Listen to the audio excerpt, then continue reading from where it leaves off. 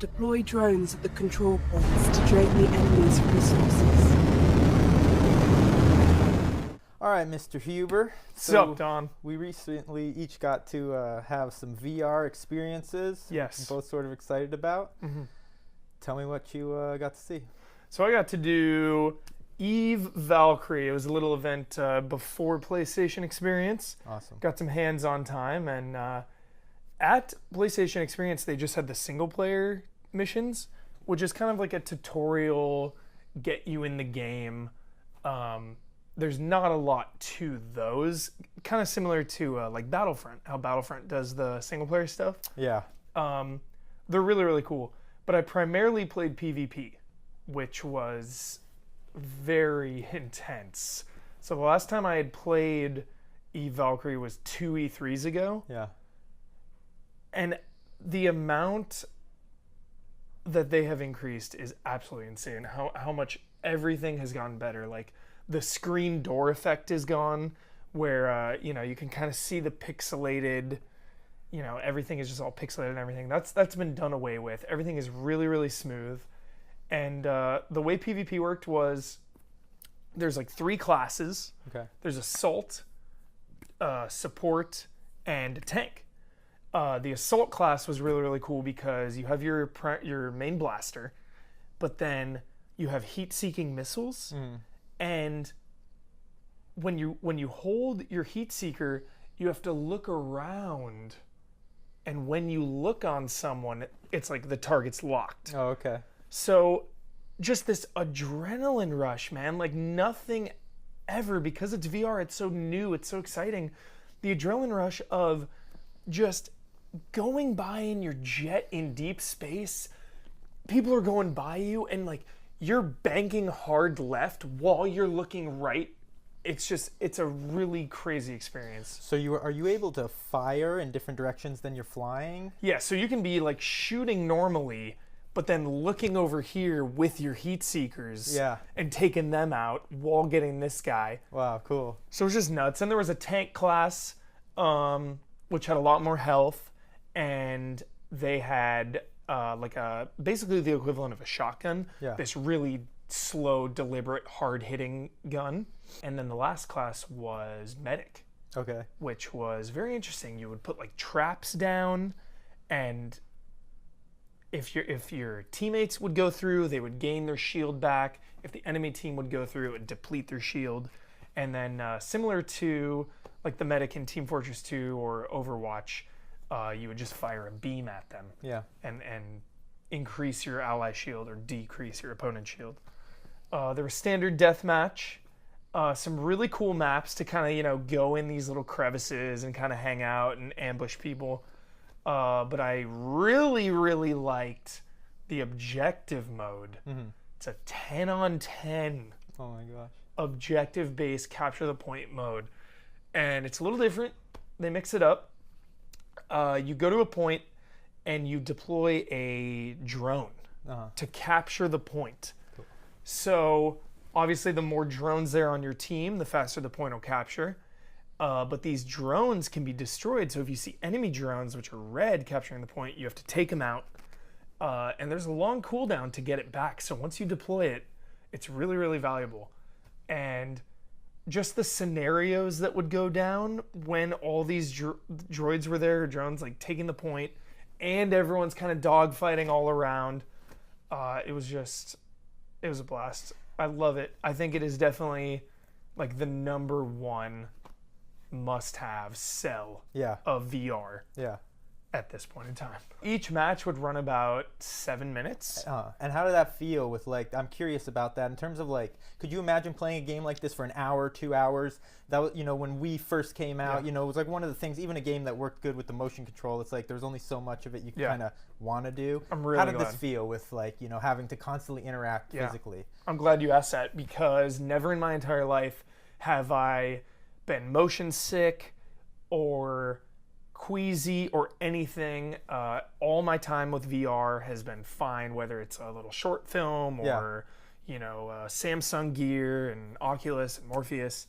Never been an issue. Yeah. This is the longest that I've played a game in VR. We played for about 3 hours. Okay, that's a good period of time. I started feeling it. Okay. I started feeling it. It was never a problem, but, you know, kind of the weight on my head I started to feel. Yeah. Kind of the weight on my eyes. Uh-huh. I mean, that's really all I can say is that I started feeling it after a couple hours. So physically, you started becoming aware Yeah. of that, the equipment, but what about in terms of just having to interact with your, No. you know, head? Did that become Didn't bother tiresome? me at all. There was one That's great. time that I did kind of feel it in my stomach a little bit. Yeah. And it's when I was doing barrel rolls while looking around because like someone had a target lock on me. Yeah. Like just spinning around and navigating through space. Oh, I can't wait. It's just unbelievable. And like before each match, you're kind of in the cockpit and Yeah. you're just there and like you look down and you see your body.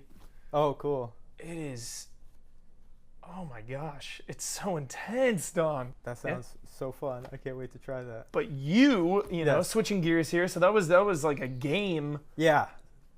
VR has so many things going for it, whether it's movies or games. You got to do Everest. Everest Tell me about VR, yeah. So this is more of like an interactive movie type of experience. Yeah. I had a lot of fun with this. I talked to Kjartan Emilsson, who's the CEO, co-founder of Solfar Studios, okay? And this studio is in Iceland, and they're developing only VR software for all the Nice. platforms, right? So I go into the room, and the same HTC Vive equipment that we used for Paranormal Activity. Cool.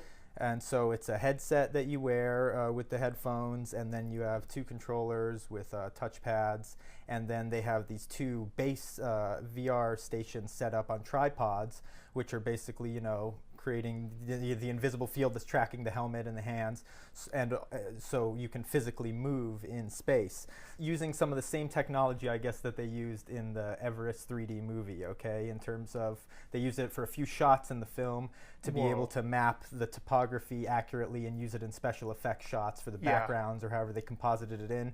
This game used that same technology to create the entire world you're in. So what happens is you start off and you're standing at the base of this enormous mountain range, Everest, and you can look all around you, right? You're just there. Yeah, and just I can't even imagine that feeling. Yeah, You right know, away. I hate talking about VR sometimes because it's like no words can even describe that feeling. That Yes. feeling that just engulfs you. That's the biggest thing about this VR Yeah. stuff is there's this internal feeling Yes. that you feel that you just don't ever get with a game, no matter how engaging it is. Yeah. It's like somehow the most engaging regular console game is engaging up here always and Yeah. here, you know, but you never actually feel it in your body the way you do with Yeah. this. So that's what so okay, you're at the base of the mountain, you look up in the sky and you see the title Everest like floating way up in the sky. So when you focus your attention on it, suddenly this orchestral score starts and this narrator voiceover comes in that's like classic, kind of like a movie theater deep, you know, exciting voice, and he's introducing you to this world of Everest and telling you about where you are, and you begin to ascend up into the air, like up the peak, so you're flying. You look down at yourself, you don't have a body or anything, you're just a point of view, but you begin flying up this mountain as it's introducing you to the whole world. So it's like really cool, right? You arrive at a little cliffside plateau, and this is where the first thing begins, where it directs you to move towards this glowing footprints that are in the snow to sort of position yourself, right? So you can actually physically walk around, though, you know, like on this plateau, which is very awesome because it has these sensors in the side of the room. What's presented before you is like this giant chasm with a ladder going across, and you have some NPCs on the other side that are telling you, come on over, you gotta come on. And it's like similar to the scene in the film Everest 3D where they're crossing the chasm. And so you walk up to it. When you see your hands, they're like two, you know, the glowing ghost arms that we're getting familiar with that you often see. They're wearing mittens, which I thought was a nice touch. Cool. And you get to the ladder, and there's two like handles you can grab onto on either side for stabilization. They're connected to sort of bungee cords, so you can grab them. And to grab things, you squeeze the triggers. You know, Yeah. so you reach down, you grab the handles, and you can move. You know, it feels like you're grabbing like some cords, and then you can advance yourself across the ladder. And really, you can step a little bit in space, but also you're moving yourself like this by pulling yourself forward. So it's like a combination of the two, right? Of you physically moving a few feet and then also using this to advance yourself. Cool. As you're stepping across the ladder, there's like really cool details. You know, it's all frozen over with ice, and as you advance on the ladder, you're looking down into the giant dark chasm. Yeah, the abyss, and there's ice like cracking and falling off of the ladder. So you know right away what I want to do when I'm in a situation like this. I'm going to step off the side of the ladder to see what happens. Yes. So he had it in safe mode, so you couldn't die, because for some Okay. people this is super intense. But basically, I can't even imagine, like vertigo. if you have a fear of heights or anything, this can be like extremely intense, especially because of the fact that you've got this sound going, you've got blowing snow and the wind and everything. It's really easy to buy into the experience, you know. This was in a, you couldn't have fail states, so I couldn't die in this, but there's basically you're gonna be able to select it on or off within the game if you want to be able to die. Hardcore or not. mode. Right, yeah. So Difficulties. crossed over the ladder, and then when you reach that, when you get across that simple little thing, you can see off in the distance there's someone calling you, and there's like another group of NPCs, and they're waving at you, and you can either walk around this small little area here just to look around, or when you're ready to go, you wave at them, and it sort of like shoots you over there, and you're at the next little challenge area. Cool. Next thing is another simple task that's sort of just it's a demo to get you used to this world, where you climb a ladder, similar type of thing. You're going straight up a cliff, right? And there's snow falling and blowing, and you can like look all around. Is it real and down people, the NPCs, or below like you. video game NPCs? They're a video game, yeah. Okay. They're animated, right? Cool. So then what happens after you do a series of short little activities like this, it transitions you to the next section. And the way they do these transitions was really interesting, because basically the world around you will go dark, and then a movie screen, sort of like a floating movie screen, will appear somewhere depending on what way you're facing at the point where the scene ends. And so you sort of reposition yourself however you're standing so that the screen is in front of you again, and it's playing the introduction to whatever the next part is. It's very similar to like watching a film or something, or having a cutscene in a game. And then slowly, as that's happening, all the darkness around you, suddenly opens up, and the scene that's on the screen is just a frame of it. You know, it opens up into complete panorama all around you. So, and after that, then again, it has an opportunity where it ascends you through the air, and you feel like you're flying above the mountain to the top of the peak. And, you know, I'm like, you just want to extend your arms basically like this, because you're totally buying into it. Yeah. And it feels really good. All right, so then after that, he let me try out a little experimental mode in the game they're still tinkering with. You start off, and you're standing within the mountain ranges, but you're like giant. From the perspective is giant. So in other words, these are these huge mountain ranges that are 10,000 feet high or whatever they are, more, and but they're maybe coming up to your head, right? So you're standing in the middle of like this enormous mountain range, right? And now when you raise your hands, you've got two magnifying glasses in your hands, right? One button will make them zoom in to whatever you point at, and the other button makes you zoom out.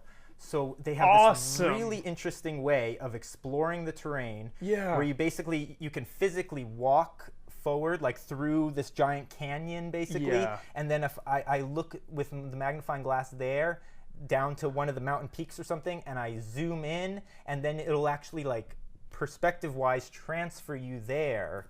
It's very hard to describe. Oh my gosh, yeah. But what they have then within this game, to make it sort of like a game, is they have this series. You explore visually the mountain range, and you find these series of campsites which are marked with flags. And you zoom into the various campsites, and your perspective sort of changes, and you get closer to the mountain, and you work your way up through the mountain range. And as you do this, you know, these can be different points of interest where they have mini movies play or whatever happens, interactions. The thing that's really remarkable about this mode, though, was when you get to the top, you know, I'm zoomed up on the cliffside, but basically it's like there's a giant mountain range, and it's right here. To imagine the scale of it, it'd be almost like you're playing SimCity or a game like that, right? So imagine how big the buildings are on your computer screen. Now just imagine you're in a 3D world, and that's the scale of things, like a city would be, right? So you have this strange feeling inside, like you are huge, you know, like a giant looking at this mountain, because you're looking down and you see these little tents beneath you. And because you can just look around the whole peak side, it's like you feel like you can, like, you know, rub your hand along the giant peak, but it was like a really incredible Just feeling. this Everest VR, man. You're putting these ideas in my head now, Don. Yeah. SimCity VR. Oh yeah. Can you imagine that? Yeah. Or just like game, it's all about perspective, right? It's like Yes. imagine games where you are some giant, like Right. Jack and the Beanstalk or something, Yeah. and you're some huge giant going through this world, or like you're this tiny little Yes. ant going through a world. It's like VR is just so crazy. That's the thing that I think I'm just starting to realize. A lot of these developers, like Kjartan is saying, this is what interests Yeah. him, is the fact that, you know, we can really start to have experiences that are like completely outside of our physical understanding. It's like it really makes you realize how our brains, you know, you hear Yes. about as just signal inputs of what we experience in the world and our environment. Yeah. And you see when you go through an experience like this, just by having this different input go into your brain, how quickly you can physically, viscerally experience something that's totally outside of your understanding, like the actual feeling of being 500 feet tall or Yeah. something. He mentioned another game that they're working on that's going to not be, Everest is supposed to be a launch game, which is really awesome. Cool. The next game they're working for, I believe for PlayStation VR though, is Godling. And that's a game where you play sort of like a child god or something, and they put you in this oversized garden where there's ants that are maybe the size of dogs, and you know the flowers That's are towering over scary. you. Giant ants freak me out, Don. It's very cartoonish, I think, but Still, like I can't even watch ants. apparently you can get like a whole mount, you know, hundreds of them too, because it's like a sandbox style game Yeah. where you're in this garden and you have godlike powers, but you're a child, so you don't have complete control over how you wield these powers. So it can really, so there right away you're going to be feeling as you play this game like a Yeah. clumsy child in this world that gets to interact with all these things, make flowers grow, set things on fire, and a big playground, you know. It's very interesting to like think about that kind of thing. I think that's a good place to wrap up with the thought of, you know, if you haven't been fortunate enough to try VR, I guess, Yeah. or you haven't had the opportunity to, just thinking of VR in the practical sense of like, oh well, we're just gonna take video games and you're gonna play them in VR. Yeah. Like that kind of was my train of thought when 3D was going in, like Yeah. NVIDIA, 3D Vision, Deus Ex, like multi-monitor. And now seeing all these different creative ways to use it, Yeah. I mean, the possibilities are endless. You know, it's not Yes. just taking games and making them VR 3D. It's like, we are going to completely change the way you look at and feel Yeah. a game or an experience. Like, I mean, talk about radically different things. Yeah. Eve Valkyrie and Everest, right? Right. Well, that's the cool thing about it, and that's I think what we can expect from VR is, you know, you're going to have certain limited experiences which are really game-like in terms of like a racing game, a space combat game where you're fixed in a position and you get to interact with the world in a basically, you know, shooter type game. But then you have these like virtual movie type experiences. I mean, I imagine a game in the near future, like Until Dawn or something like that, that you know, you play on a console, and it's like, okay, it's kind of light, whatever, but in a VR experience, that's actually gameplay-wise something you can really pull off, I think, where you'll be within those scenes. Yeah. You have simple movements, simple interactions, but imagine doing that in first-person point of view where you're actually in that scene. I'm it can really- be terrifying, you know? I'm really glad you told me about walking in Everest, Yeah, because I think that is the final hurdle. yeah, Because when you're in this world with VR, moving with a controller, there is kind of a disconnect yeah, when your character is walking, but you are not. right. I think Eve Valkyrie does it really well because you look down, you're in the cockpit seated and holding, like her command of the ship is a controller. Yes, it makes So it's sense. completely Yeah. immersive in that sense. You know, you're limited. You get too close to the edge where you can move, wireframes appear and the image starts to disappear. But as soon as you get used to this, and as soon as you decide to, like, you know, buy into it, you know what I mean? Yeah. It's really like you see the wireframes, you just step back. It's something you get used to. You know what I mean? Absolutely. So it's a really fun experience. I can't wait to try more. I'm excited, Don. VR launching next year. It is going to be insane. Yes. We are just at the tip of the iceberg right now. Yeah, I can't wait to see what else is going to be coming out. It's going to be a blast.